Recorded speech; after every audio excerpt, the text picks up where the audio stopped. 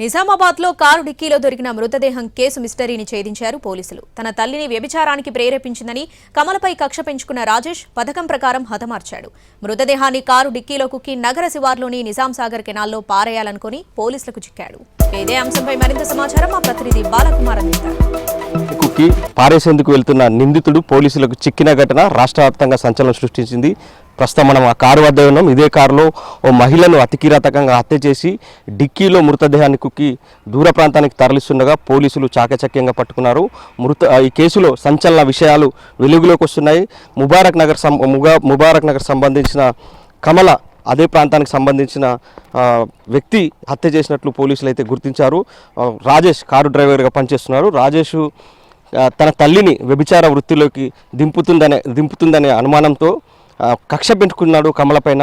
ఆమెని బైపాస్ రోడ్లోకి రావాల్సిందిగా ఫోన్లో పురమాయించాడు. దీంతో కమల అతన్ని నమ్మి మాధవనగర్ బైపాస్ రోడ్కు వెళ్ళింది. ఈ క్రమంలోనే ఆమెతో వాగ్వాదానికి దిగాడు. ఇద్దరి మధ్య ఏం జరిగిందో తెలియదు కానీ బండారాయితో మోది కమలను హత్య చేశాడు. హత్య అనంతరం అతను ఆ శవాన్ని అక్కడే వదిలేశాడు. ఒక కవర్ని శవానికి చుట్టి అక్కడే వదిలేసి వెళ్ళిపోయాడు. తర్వాత మరుసటి రోజు ఓఎస్ఎస్ ఫర్టిలిటీలో అమ్మ నాన్నలకి పర్సనలైజ్ ట్రీట్మెంట్ ఇచ్చారు.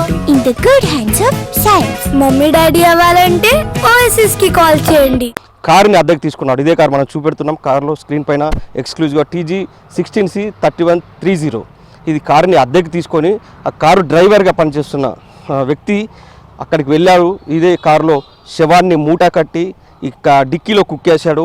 అనంతరం బైపాస్ రోడ్డు నుంచి ఆర్మూర్ వైపు వెళ్తుండగా పోలీసులు అనుమానం వచ్చింది. కారులో ప్లాస్టిక్ కవర్ కనబడడంతో అనుమానం వచ్చి ఒకసారిగా కారుని వెంబడించారు. ఈ క్రమంలోనే నిజాంసాగర్ కెనాల్ వద్ద శవాన్ని తీసి అందులో పారేసేందుకు యత్నిస్తుండగా పోలీసులు నిందితుడిని పట్టుకున్నారు.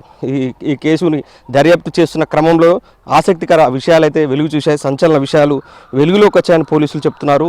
కేసుని అయితే ఛేదించారు. ఇప్పటికే పోలీసులు కేసును ఛేదించారు. నిందితుడిని కూడా అదుపులోకి తీసుకున్నారు.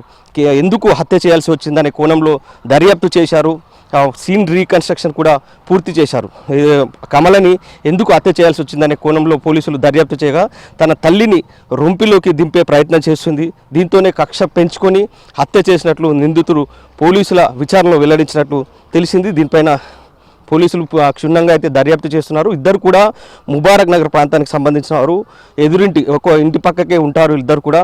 కమల రాజేష్ తల్లిని వ్యభిచార వృత్తిలోకి కమల దింపుతుంది అనే ఒక కక్ష పెంచుకొని ఆమెను అతి కిరాతకంగా హత్య చేసినట్లు పోలీసుల విచారణలో తేలింది. దాస్నగర్ సమీపంలోని కాలువ వద్ద కారుని గుర్తించి పోలీసులు తనిఖీలు చేయగా మృతదేహం బయటపడింది. కమల మృతదేహంగా గుర్తించారు. విచారణ అయితే కొనసాగుతుంది. కొద్దిసేపట్లో దీనికి సంబంధించిన పూర్తి అప్డేట్స్ కూడా పోలీసులు మీడియా సమావేశంలో వెల్లడించేందుకు సమాయత్తమవుతున్నారు. సో ఇది కారు డిక్కీలో మృతదేహానికి సంబంధించిన తాజా అప్డేట్. కెమెరామెన్ రవిచరణ్తో బాల్కుమార్, NTV, నిజామాబాద్.